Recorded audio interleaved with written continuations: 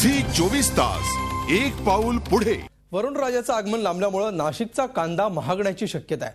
पेरण्या लांबल्यामुळे पोळ कांद्याचं पीक सप्टेंबरपर्यंत येणार आहे। त्यामुळे सध्या शेतात साठवलेला कांदा बाजारात कमी पडणार आहे। पावसाने यंदा 2 महिने उशिरानेच दमदार एंट्री घेतली। त्यामुळे पावसाळी कांद्याची रोपं तयार करण्याची जून महिन्याची प्रक्रिया झालीच नाही। त्यातच कमी पावसामुळे शेतकरी पावसाळी कांदा लावण्याची हिंमतच करत नाहीये। उन्हाळी कांद्याला प्रति क्विंटल 400 ते 500 रुपये भाव मिळाल्याने कांदा उत्पादक शेतकरी नाराज आहे। परिणामी कांद्याचं उत्पादन कमी होणार आहे। 900 ते 1000 रुपयेपर्यंत कांदा गेला तर तो शेतकऱ्यांना परवडला नाही। ते शेतकरी जो विदर्भात जे लोन होतं आत्महत्येचं ते लोन हळूहळू नाशिक जिल्ह्यात पोहोचायला लागलं। असं होऊ नये म्हणून या सरकारने कांद्याच्या बाबतीत काहीतरी ठोस निर्णय घ्यावा। जिल्ह्यातील लासलगाव, मनमाड, मालेगाव, कळवण, चांदवड या तालुक्यांमध्ये पाऊस गायब झालाय।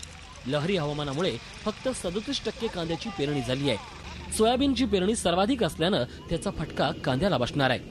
पाऊस लेट झाल्यामुळे तिथं सुद्धा हे पोळ कांदा लेट होण्याची शक्यता आहे।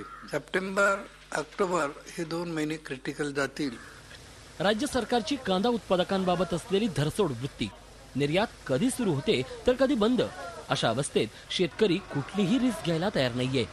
गेल्या दशकात सर्वच वस्तूंच्या किमती या तिप्पट चौपट झाल्या असताना कांद्याला तोच भाव मिळतोय। साहजिकच शेतकरी नाराज आहे। शेतकऱ्यांच्या या नाराजीचा फटका सर्वसामान्यांना बसणार हे नक्की। झी 24 तास साठी योगेश खरे, नाशिक। झी 24 तास एक पाऊल पुढे।